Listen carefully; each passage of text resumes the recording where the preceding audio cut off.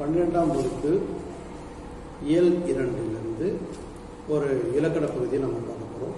நால் வகை பொருத்தங்கள் எனக்கூடிய ஒரு பகுதியிலிருந்து பார்க்கிறோம். இந்த 4 வகை பொருத்தம் எதை குறித்து பாடம் வருதுன்னா, திணைப்பால் எண் இடம் ஆகியவற்றை குறித்து தான் இந்த பாடத்தை நம்ம பார்க்க போகிறோம். ஒரு மொழியினுடைய எழுத்துக்களிலோ சொல் அமைப்பிலோ தொடர் அமைப்பிலோ பல எழுத்துக்கள் சேர்ந்தது ஒரு சொல், பல சொற்கள் சேர்ந்தது ஒரு தொடர் அமைப்பு. அந்த தொடர் அமைப்பிலோ சொல்லினுடைய பொருள் அமைப்பிலோ காலப்போக்கில் மாற்றங்கள் ஏற்படுது. அந்த காலப்போக்கில் ஏற்படுகின்ற மாற்றம் தற்கால தமிழிலும் இவ்வாறு ஏற்பட்டிருக்கு. அந்த மாற்றங்கள் தொடர்ந்து நடைபெற்று வந்து கொண்டிருக்கு. சரியா? இந்த மாற்றங்களை எல்லாம் தழுவிக்கொள்கிற வகையில் காலத்துக்கு ஏற்ற இலக்கணம் நமக்கு தேவைப்படுது. அந்த நமக்கு தேவைப்படுகின்ற அந்த இலக்கணம், அதனால மொழியில வளர்ச்சியும் இலக்கணத்தினுடைய தேவையும் ஒன்றுக்கொண்டு மிக நெருங்கிய தொடர்பு கொண்டவை. சரியா? அந்த தேவை என்பது இருந்து கொண்டே இருக்கணும். அந்த தேவை என்பது இல்லைன்னா அந்த மொழியானது வளராது. சரியா? சரி, இப்போ திணைப்பால் எண் இடம் ஆகியவை இந்த 4 திணை பால் எண் இடம் இந்த 4ம் ஒரு மொழியினுடைய அடிப்படை பண்புகள். இதுவே ஒரு மார்க் கேள்வியாக வரலாம். ஒரு மொழியினுடைய அடிப்படை பண்புகள் அப்படின்னு பார்த்தா திணை பால் எண் இடம் ஆகியவை.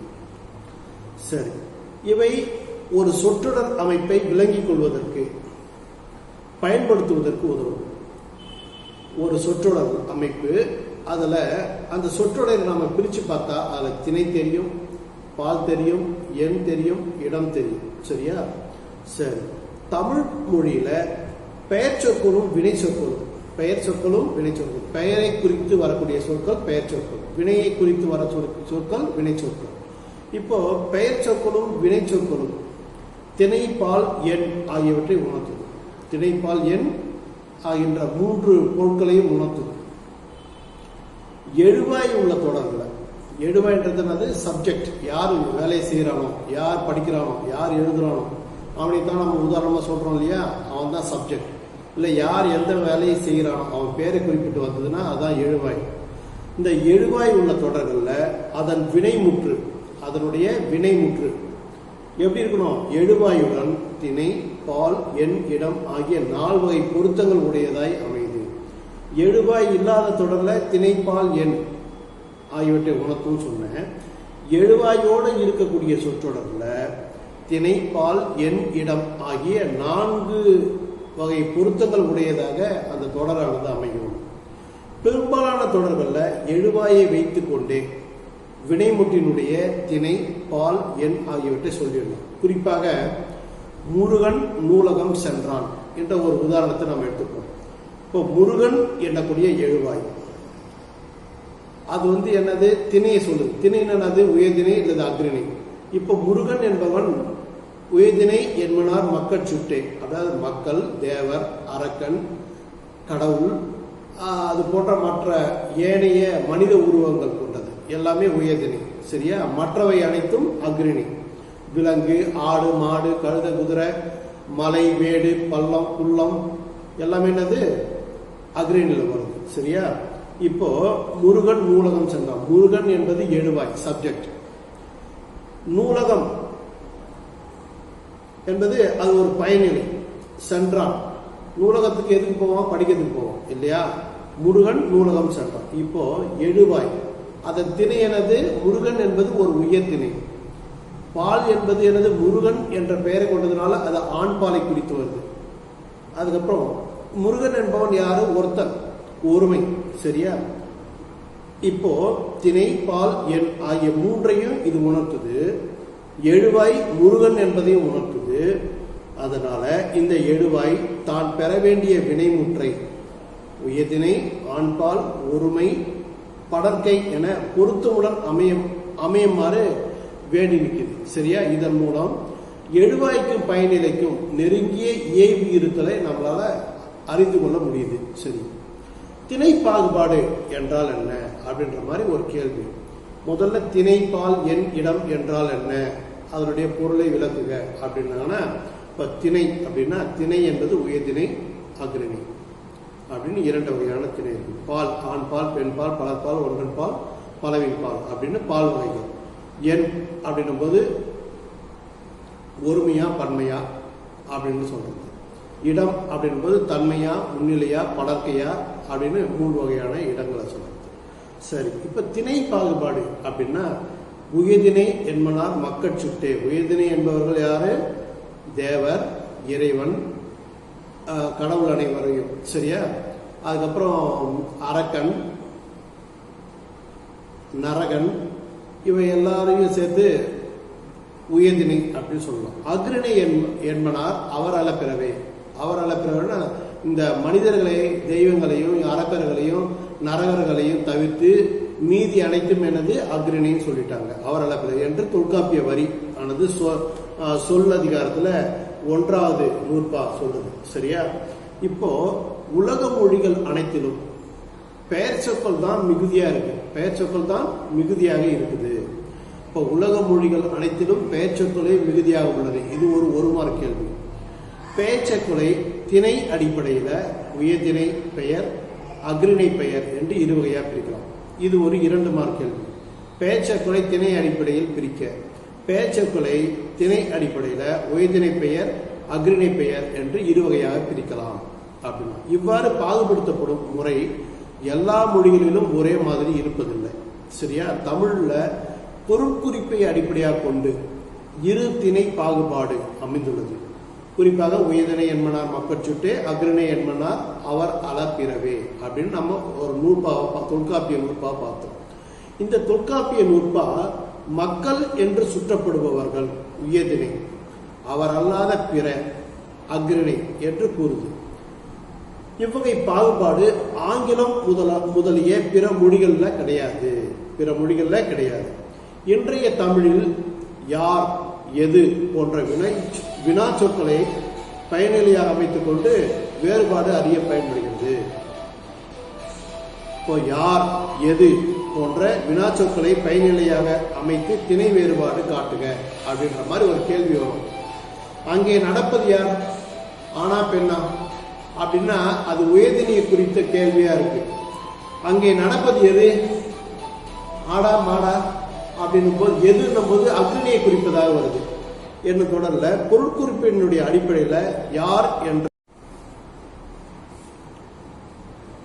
அங்கே நடப்பது யார், அங்கே நடப்பது எது, இந்த 2 கேள்வி யார், எது போன்ற வினா சொற்களை பயனிலையாக அமைத்து திணை வேறுபாடு அறிய பயன்படக்கூடிய ஒரு வினா சொற்களாக இருக்கு. சரியா? அங்கே நடப்பது யார் அப்படின்னா ஆனா பெண்ணா அப்படின்னும் போது அது உயர்திணையை குறித்த கேள்வியா இருக்கு. அங்கே நடப்பது எது, ஆடா மாடா குதிரையா கழுதையா என்ற கேள்வி எழும்போது எது என்ற கேள்வியின் மூலமாக இது அக்ரணியை குறிக்கக்கூடிய கேள்வியாக இருக்குது. சரியா? அதே போல 2 திணைக்கும் ஒரே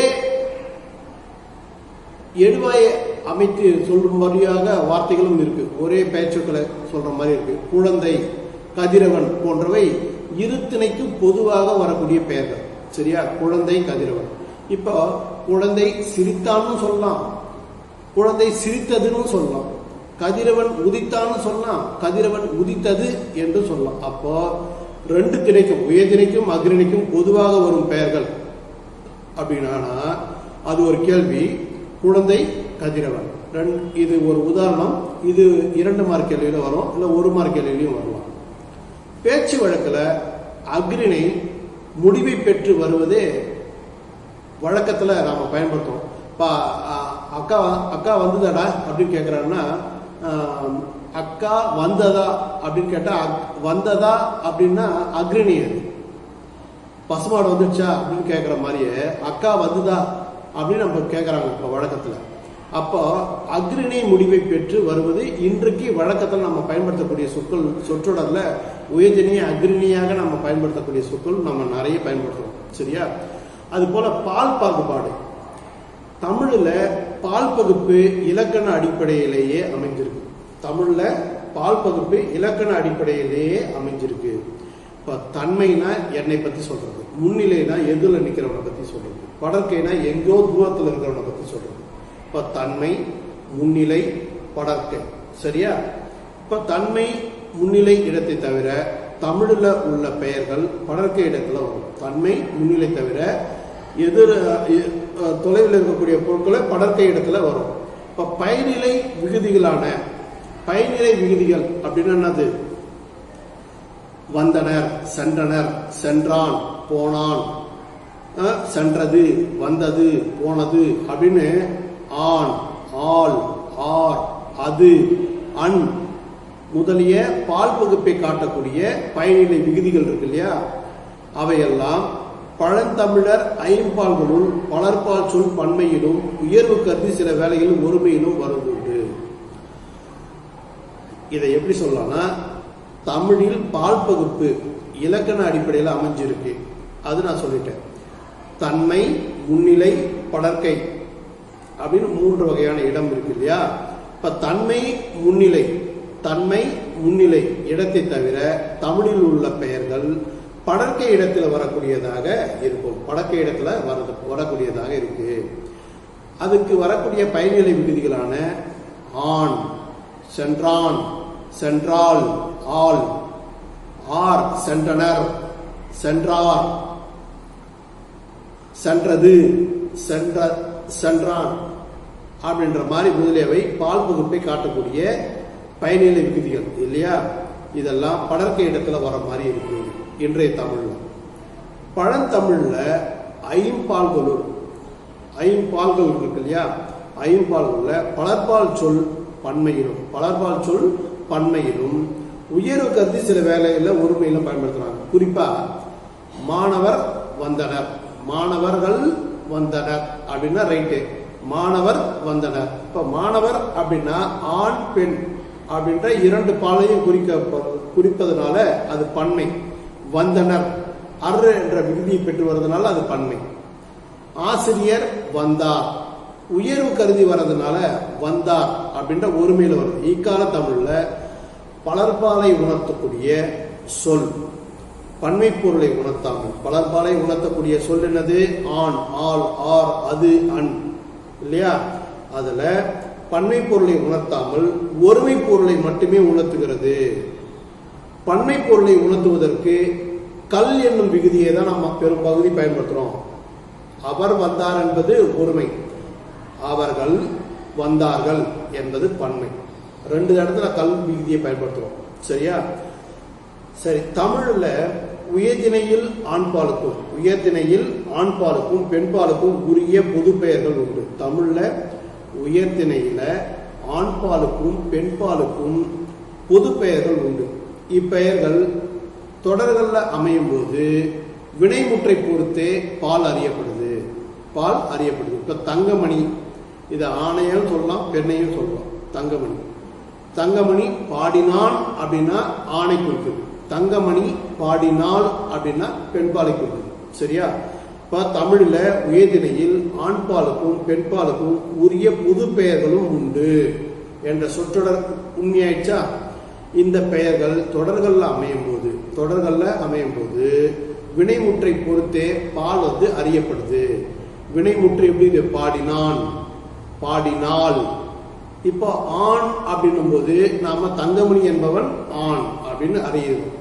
ஆள் அப்படின்னு சொல்லும் போது தங்கமணி என்பவன் பெண் என்பதை நாம் அறிந்து கொள்ள முடியுது.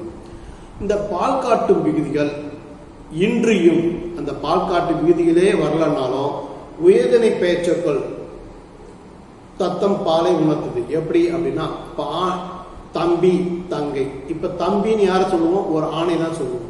தங்கைன்னு யாரை சொல்லுவோம்? ஒரு பெண்ணை தான் சொல்லுவோம். அதே போல தந்தை அப்படின்றது அப்பா. அப்பா அவர் என்னது? உயர்திணை இல்லையா.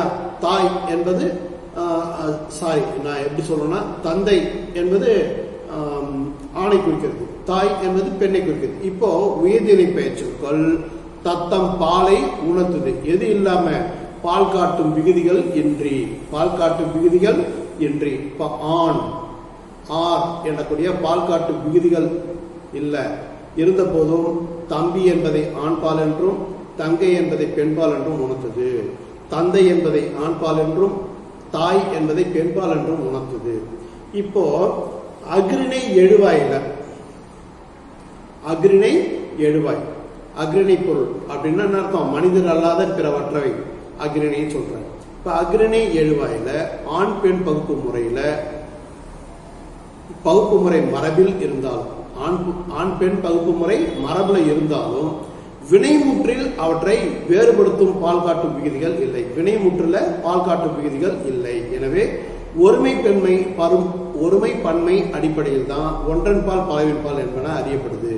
குறிப்பாக காலை உழுதது, காலை என்பது ஒருமை, உழுதது அப்படின்ற அது எனக்குரிய அஃறிணை சொல். சரியா? அது என்ற உருவு அஃறிணையை குறிக்கிறது. அஃறிணை எழுவாயில ஆண் பெண் பகுப்பு. இப்ப காலை உழுதது, பசு பால் கொடுத்தது, பசு பால் தந்தது இல்ல கொடுத்தது. இப்ப காலை உழுதது என்பது அது ஒரு ஆண் இனத்தை குறிக்கின்ற அஃறிணை சொல். பசு என்பது பெண் இனத்தை குறிக்கின்ற ஒரு அஃறிணை சொல். சரியா?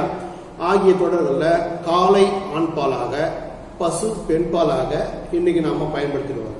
ஆனால் வினைமுற்று பால் பாகுபாட்டிற்குரிய விகுதிகள் பெறாமல் ஒன்றன் பால் விகுதி பெற்று முடிந்துள்ளது. உழுதது, தந்தது அப்படின்னு ஒன்றன் பால் விகுதி பெற்று முடிஞ்சிருக்கு. சரியா? விகுதிகள் பெறாமல். இப்ப தற்காலத்துல அஃறிணை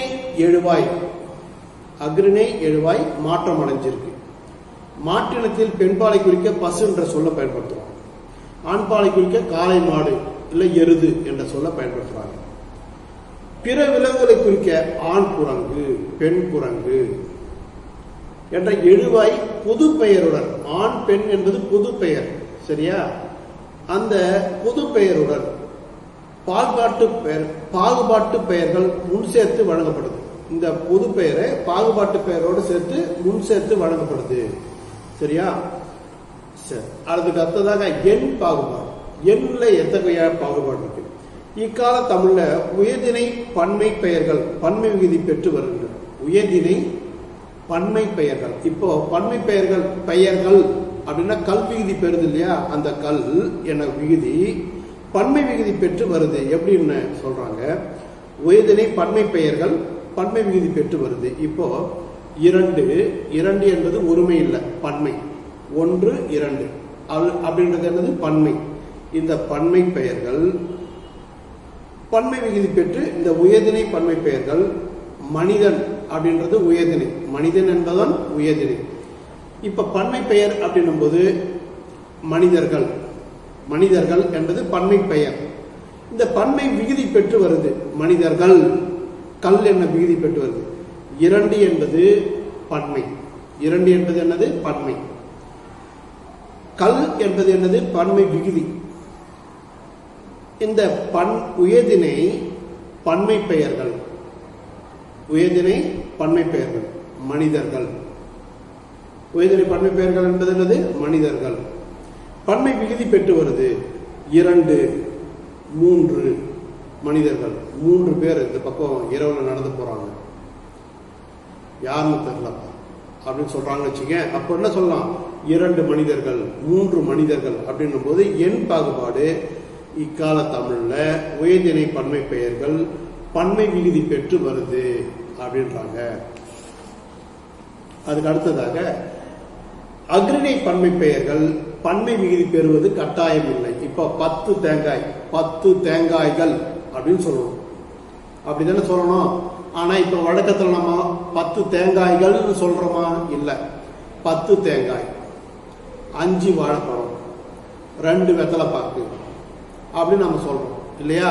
இப்ப 10 தேங்காய்கள் அப்படின்னு கல் என்ற விகுதி சேர்த்து சொல்ல வேண்டிய இடத்துல அந்த கல் என்றக்கூடிய விகுதி பெறுவது கட்டாயம் இல்லை, பன்மை விகுதி பெறுவது கட்டாயம் இல்லை அப்படின்னு இப்ப ஆயிடுச்சு. இக்கால தமிழ்ல அஃறிணை பன்மைக்கென தனி வினைமுற்றுக்கள் இல்லை. அஃறிணை பன்மைக்கென தனி வினைமுற்றுக்கள் இல்லை. ஒருமை பன்மை வேறுபாடு எழுவாயிலேயே வெளிப்படுற மாதிரி சொல்றாங்க. ஒரு மரம் விழுந்தது. ஒரு என்பது ஒருமை, மரம் என்பது பன்மை சொல். பொதுச்சொல். ஒரு மரம் விழுந்தது, அது அப்படின்னும் போது அது ஒரு அக்ரணி பொருள். மரம் என்பது ஒரு அக்ரணி பொருள் இல்லையா? ஒரு மரம் விழுந்தது. இக்கால தமிழ்ல அக்ரணி பன்மைக்கென தனி வினைமுற்றுக்கள் இல்லை. ஆனால் ஒருமை பன்மை வேறுபாடு எழுவாயிலேயே வெளிப்படுது. ஒரு மரம், அதான் எழுவாயில. ஒரு மரம் விழுந்தது, 10 மரம் விழுந்தது அப்படின்னும் போது ஒருமை பன்மை வேறுபாடு எழுவாயிலேயே வெளிப்பட்டு வருது. தற்கால தமிழில் பேச்சிலும் எழுத்திலும் காணப்படுகின்ற இந்த ஒருமை பன்மை பற்றிய குழப்பங்களுள் ஒன்று எது? ஒவ்வொரு என்னும் சொல்லை பற்றியது. சரியா? ஒவ்வொரு வீடுகளிலும் நூலகம் உள்ளது, அது சரியான பொருளா? ஒவ்வொரு வீட்டிலும் நூலகம் உள்ளது, இது சரியான சொற்றொடர். ஆனால் ஒவ்வொரு வீடுகளிலும் நூலகம் உள்ளது நம்ம இப்போ வழக்கத்தில் சொல்றோம். ஒவ்வொரு வீடுகளிலும் நூலகம் உள்ளது என்று நம்ம தவறான சொற்றொடரை பயன்படுத்துறோம். போன்ற தொடர்களை பேசவும் எழுதுறோம், நாம் இப்ப செய்யறோம். ஒவ்வொரு வீட்டிலும் நூலகம் உள்ளது, இதான் சரியான தொடர். ஒவ்வொரு பள்ளியும் சுற்றுச்சூழல் பாதுகாப்பு விழிப்புணர்வு ஏற்படுத்தி வருகிறது என்றுதான் சொல்லணும். அதான் சரி என்றுதான் பேசவும் எழுதவும் வேண்டும். சரியா? ஒவ்வொரு என்பது ஒருமையை குறிக்கக்கூடிய சொல். சரி, இடப்பாகுபாடு. இடம், தன்மை, முன்னிலை, படர்க்கை. இடம், தன்மை, முன்னிலை, படர்க்கை என்று 3 வகையப்படும். பெயர் சொற்கொள்ள இடப்பாகுபாடு வெளிப்படாது. பெயர் சொற்கொள்ள யாருடைய பெயரோ சொல்றோம்னா அங்க இடப்பாகுபாடு வெளிப்படாது. அவன், அவள், அவர், அது, அவை முதலிய பதிலீடு பெயர்கள் இருக்கு இல்லையா? புரோனோன் அப்படின்றோம் இல்லையா? புரோனோன் பிரதி பெயர் சொற்கள். அவன், அவள், அவர், அது, அவை முதலான பதிலீடு பெயர்களிலும் வினைமுற்றுகளிலுமே வெளிப்படும். பேசுபவன் முன்னிருந்து கேட்கக்கூடியவன், பேசப்படுபவன் அல்லது பேசப்படும் பொருள் ஆகிய 3 முறையே தன்மை, முன்னிலை, படர்க்கை என இன்னைக்கு நாம இடத்தை வழங்குறோம் இல்லையா? தமிழ்ல தன்மையிலோ முன்னிலையிலோ ஒருமைப்பன்மை பாகுபாடு உண்டே தவிர ஆண் பெண் பால் பாகுபாடு கிடையாது. தமிழ்ல நான் பேசுறேன், எதுல நீ கேட்கிற, நம்ம 2 பேருக்குள்ள ஒருமைப்பன்மை பாகுபாடு இருக்கு. ஆனா ஆண் பால் பெண் பால் பாகுபாடு இல்லை. சான்றாக நான் புத்தகம் கொடுத்தேன். நான் என்பது இப்ப என் உருவத்தை நீ பார்ப்பதால ஆண் சொல்ற, என் உருவத்தை பார்க்கல, என்னுடைய குரலை நீ வேறு மாதிரி மாற்றி பெண் குரலா கேட்கிற அப்படின்னா இவன் பெண் குரல் அப்படின்னு நீ அடையாளம் பண்ணிக்கலாம். அப்போ பெண்ணா தான் இருக்கணும்னு சொல்லலாம். ஆண், இப்ப நான் புத்தகம் கொடுத்தேன் அப்படின்னு ஒரு சொற்றொடர் இருக்கு அப்படின்னா இப்ப நான் என்பது ஆண் பாலா பெண் பாலா? இது வெளிப்படல. கொடுத்தேன்னா வாங்கினவன் ஆண் பாலா பெண் பாலா? வெளிப்படல. இப்போ பேசியவர் ஒருவர் என்று கூற முடியுமா? கூற முடியும். ஆனா பெண்ணா என்று கூற முடியுமா? கூற முடியாது. முன்னிலையிலும் இவ்வாறே பால்பாகுபாட்டை அறிய முடியாது. வாங்கினவன் ஆனா பெண்ணா தெரியாது. இப்ப தன்மை பன்மையில் உளப்பாட்டு தன்மை பன்மை, உளப்பாட்டு தன்மை பன்மை, உளப்படுத்தா தன்மை பன்மைன்னு 2 வகையா இருக்கு. தன்மை பன்மையில உளப்பாட்டு தன்மை பன்மை, உளப்படுத்தா தன்மை பன்மை அப்படின்னு இருக்கு. அப்படின்னா என்ன சார்? ஒண்ணு இல்ல, பேசுபவர் நான் தன்மை, முன்னிலையாரையும் தன்னுடன் சேர்த்து கொண்டு பேசுவதுதான் உளப்பாட்டு தன்மை. குறிப்பாக நாம் ஒன்று சேர்ந்து முயற்சி செய்வோம், இந்த ஒப்படைவை சரியாக எழுதி முடிச்சு ஆசிரியரிடத்தில் காட்டுவோம் அப்படின்னு நான் சொல்றேன்னா அப்போ நான் என் முன்னாடி இருக்கிறவங்களையும் சேர்த்து கொண்டு பேசுவதனால இது உளப்பாட்டு தன்மை. உளப்பாட்டு தன்மை என் கூட எதிரில் இருக்கிறவனையும் எனக்கு முன்னாடி இருக்கிறவனையும் சேர்த்து கொண்டு பேசுதல். அப்ப தன்மை பன்மை என்னது? உளப்பாட்டு தன்மை பன்மை. எதிரில் இருக்கிறவனையும் சேர்த்து சொன்னான். நாம் முயற்சி செய்வோம் என்பது உளப்பாட்டு தன்மை பன்மை. சரி, இந்த பேசுபவர் முன்னிலையில் இருப்பவரை தவிர்த்துவிட்டு பேசுவது. நாங்கள் முயற்சி செய்வோம், நாங்கள் முயற்சி செய்வோம், நீ ஒண்ணு எங்களை கேட்காத, நீ ஒண்ணு எங்களை ஆர்டர் போடாத, நாங்க எங்க வேலையை முடிச்சு நாங்க சப்மிட் பண்ணிடுவோம் அப்படின்னு நீங்க சொல்றீங்கன்னு வச்சுக்க. யாரோ லீடர் வந்து சொல்றான்ப்பா, ரெக்கார்ட்லாம் எல்லாரும் முடிச்சிங்களா, எழுதிட்டு வந்து கிளாஸ் சப்ஜெக்ட் டீச்சர் கேட்டாங்க அப்படின்னு சொல்லிட்டு கேட்கறான்னு வச்சுக்க. நாங்கெல்லாம் எழுதி முடிச்சிட்டோம், நாங்க போய் சைன் வாங்கிக்கிறோம், நீ ஒன்னும் அதெல்லாம் கேட்காத அப்படின்னு நீங்க சொல்றீங்கன்னு வச்சுக்க. அப்போ நாங்கள் முயற்சி செய்வோம், நாங்கள் எழுதி முடிச்சிடுவோம், நீ அதெல்லாம் கேட்காத அப்படின்னா முன்னிலையாரை தவிர்த்து விட்டு பேசுதல் வந்து உளப்படுத்தா தன்மை பன்மை, உளப்படுத்தா தன்மை பன்மை. இதுதான் இந்த பாடத்துல வரக்கூடிய முக்கியமான செய்திகள். திணைனா என்னது, திணைனா உயர்திணை அக்ரிணை அப்படின்றத பார்த்தோம். திணைக்கு அப்புறம் பால் பாகுபாடு, ஆண் பால் பெண் பால் அப்படின்னா பால் பாகுபாடு பார்த்தோம். இப்போ எண் பார்த்தோம், தன்மை, எண் ஒருமை பன்மை, ஒருமை பன்மை, ஒருமை பன்மை, ஒருமைனா ஒருத்தன், பன்மைனா பலர். அப்புறம் இடம் பார்த்தோம், தன்மை, முன்னிலை, படற்கை அப்படின்ற மூவையான இடத்தை பார்த்தோம். சரியா? தமிழில் திணை பாகுபாடு பொருட்குறிப்பு அடிப்படையில் பகுக்கப்பட்டுள்ளது. தமிழ்ல திணை பாகுபாடு பொருட்குறிப்பு அடிப்படையில் பகுக்கப்பட்டுள்ளது. உயர்திணை என்பனார் மக்கட்சுட்டே, அக்ரிணை என்பனார் அவரள பிறவே. இந்த நூற்பாய் இடம்பெற்றுள்ள இலக்கண நூல் வந்து தொல்காப்பியம். யார், எது ஆகிய வினா சொற்கள் பயனிலையாய் அமைந்து உணர்த்தும் திணைகள் முறையே உயர்திணை, அக்ரிணை. யார் என்பது உயர்திணை, எது என்பது அக்ரிணை. பொருத்தி விடை தருக. அவன், அவள், அவர் அப்படின்றது பதிலீட்டு பெயர்கள், பிரதி பெயர் சொற்கள். சரியா? புரோனோ. நாங்கள் முயற்சி செய்வோம். நாங்கள் என்பது முன்னிலையாரையும் இணைத்துக் கொண்டு பேசுறதுனால இது உளப்பாட்டு தன்மை பன்மை. நாம்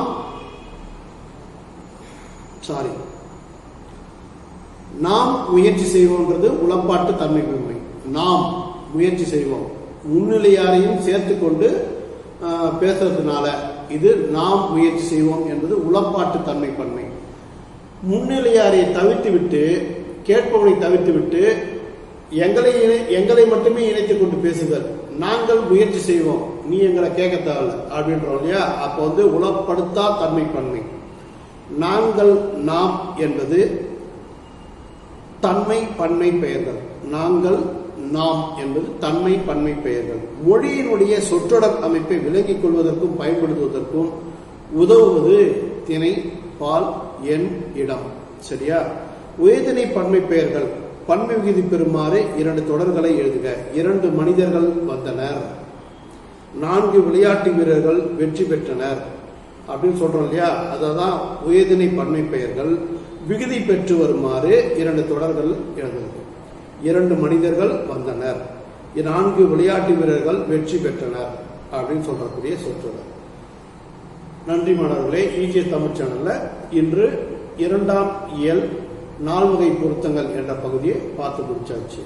இதில் இருக்கக்கூடிய கேள்விகளும் இவ்வளவுதான். நன்றி, வணக்கம்.